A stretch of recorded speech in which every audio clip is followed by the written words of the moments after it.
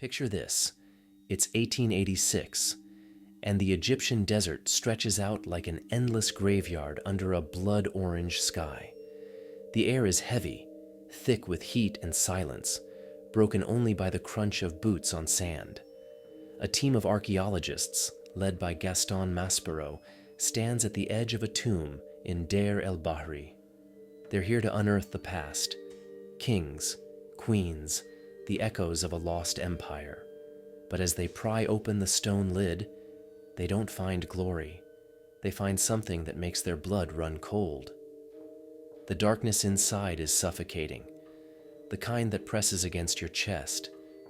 Lanterns flicker, throwing jagged shadows across the walls, and the smell hits them first: dust, rot, and something faintly metallic. In the center of the chamber lies a mummy, but it's not like the others they've seen. Its body is contorted, arms twisted like broken branches, hands curled into claws, and its face, oh, its face. The mouth is stretched impossibly wide in a silent scream, jaw unhinged, eyes sunken into black voids that seem to swallow the light. The workers freeze. One drops his tool, the clatter echoing too loud in the stillness. Another feels a shiver crawl up his spine, swearing he saw the sand shift beneath the mummy's feet, though that couldn't be right. This thing has been sealed away for millennia. Yet there it lies, a figure of pure terror, as if it died fighting something no one else could see. They dubbed it Unknown Man E, a cold clinical name that doesn't capture the dread it inspires. To the rest of the world, it's the Screaming Mummy, a mystery wrapped in bandages and fear. Unlike the pharaohs adorned with gold and prayers, this one was treated like an outcast.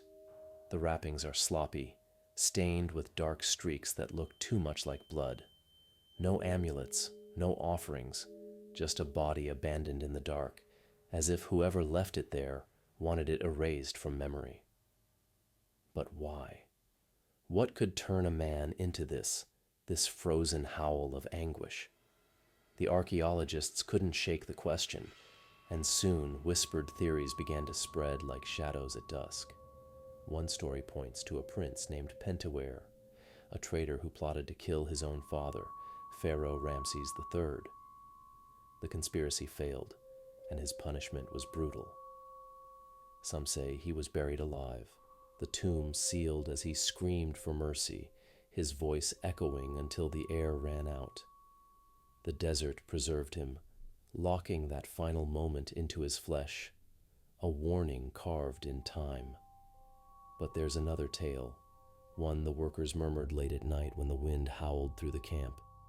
Maybe he wasn't a prince at all, but a heretic, someone who spat in the face of the gods. His punishment wasn't just death, it was eternal torment. They didn't even bother to remove his organs, a sacred rite denied, as if the embalmers couldn't bear to touch him. His scream, they said, wasn't just pain. It was the sound of a soul being torn apart, cursed to linger in that tomb forever. The tomb itself seemed to back up the unease. The walls were scarred with deep, frantic scratches, too wild to be hieroglyphs, too purposeful to be chants.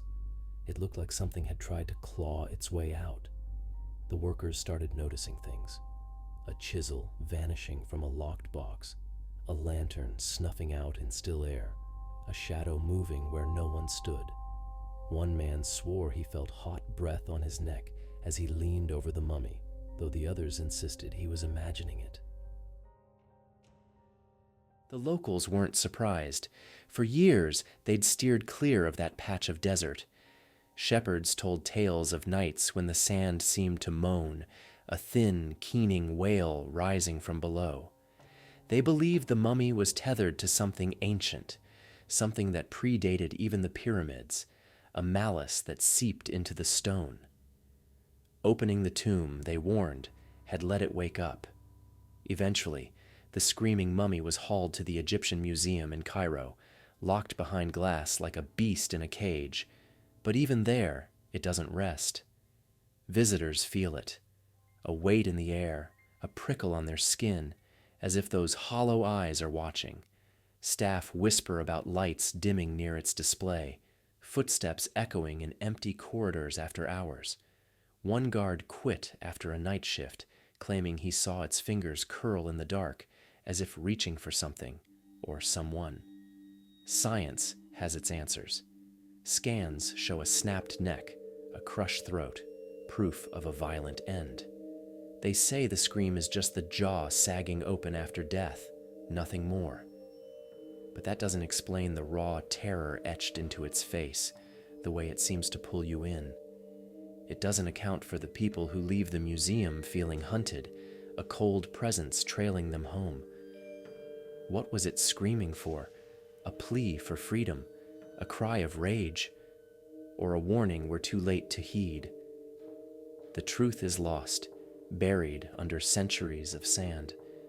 But if you stand still on a quiet night, when the world holds its breath, you might hear it. A faint, endless scream riding the wind, a sound that claws at the edges of your mind and refuses to let go. Thanks for joining us on CreepNuggets. If this tale left you uneasy, hit subscribe for more stories that slither out of the dark corners of history.